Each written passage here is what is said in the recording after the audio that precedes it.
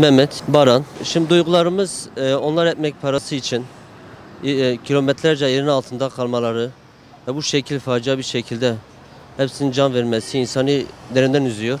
İnsan kahroluyor. Yani bu düşünceyle huzur evleri esnafı olaraktan böyle bir düşünce yaptık. Esnaf arkadaşlarımızla konuştuk ve bunu layık gördük. Elimizden gelen ne varsa yardıma hazırız huzur evleri esnafı olaraktan. Başsağlığı diliyoruz ailelerine. Allah sabır versin. Ölenlere de Allah rahmet etsin. Kalanlara da Allah şifa nasip etsin ezelden. Üzülmemek elde değil. Yani bir vicdan taşıyan her insanda üzülmesi lazım. Şimdi elimizden şu anda bunlar geliyor. Daha düşüncemiz daha çok. Maddi manevi yardıma hazırız. Buradan geçmiş olsun ve Allah rahmet etsin dileklerimizi iletiyoruz. Her zaman hazırız, oradaki Somali'deki aileler için hazırız her zaman. Mahmut Sırat. Her şeyden önce bir insan olarak, bir Müslüman olarak zaten insan böyle bir acıya hiçbir şekilde kayıtsız kalamaz.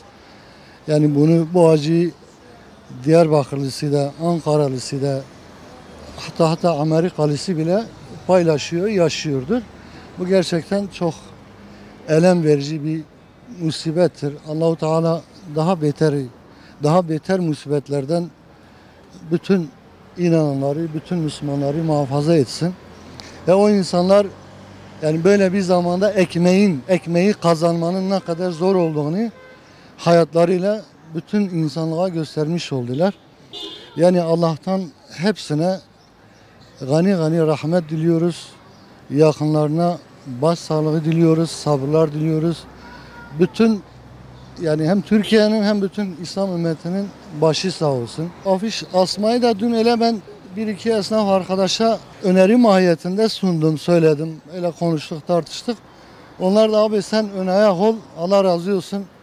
Ekşi Market ve diğer bütün esnaf arkadaşlarımız Hacı Metingil. Biz de ön ayak olduk Allah rızası için.